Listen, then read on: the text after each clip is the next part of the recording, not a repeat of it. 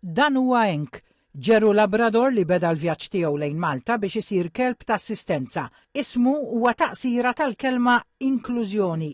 Huwa wasal Malta mill-Belġju biex ikompli l-proċess ta' soċjalizzazzjoni u aktar il-qudiem jingħata taħriġ professjonali. Il-wasla ta' Henk saret fl-isfond ta' ftehim ġdid bejn il-Ministeru għall-Inklużjoni u l-Volontarjat u Service Dogs Malta Foundation. Il-Ministeru se jinvesti aktar minn 50,000 euro fis-sena bejn l-2027 u l-2029 fost oħrajn fit-taħriġ ta' 3 tiklib ta' servizz kull sena. Il-ftehim tħabbar mill-Ministru Giulia Farrugia waqt żjara fil-Belġju flimkien ma' Joseph Stafrace minn Service Dogs Malta Foundation. Henk irċieva l-ewwel taħriġ tiegħu għand Scale Dogs.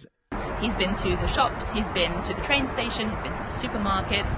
He's also learning basic obedience, so things like sit, lie down, stay.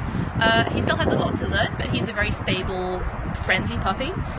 Il-Ministru Farrugia qalet li dan il-ftehim se jagħti aktar libertà, awtonomija u indipendenza lil persuni li jeħtieġu kelb ta' assistenza. L-isbaħ impatt huwa fil-ħajjiet tal-individwi li għandhom kondizzjonijiet differenti illi permezz ta' din il-miżura ser ikollhom investiment akbar fl-indipendenza tagħhom. Diversi persuni li għandhom kondizzjonijiet differenti illi grazzi għal kelb ta' servizz ħajjithom tista' tkompli għaddejja b'mod normali fil-ħajja ta' kuljum. Il-ftehim iwettaq weda elettorali u jibni fuq loti ta' spazju lil Service Dogs Malta Foundation fiċ-ċentru tal-volontarjat Jake Vella f'Raħal ġdid.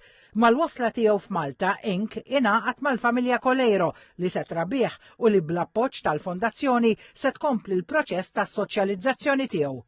Iktar il-qudiem meta jkun laħaq l-età meħtieġa jibda taħriġ formali ma' trainer professjonali. Wara jiġi identifikat ma' persuna li tkun teħtieġ l-għajnuna tiegħu fil-ħajja ta' kuljum bilan li tingħata aktar indipendenza u kwalità ta' ħajja aħjar.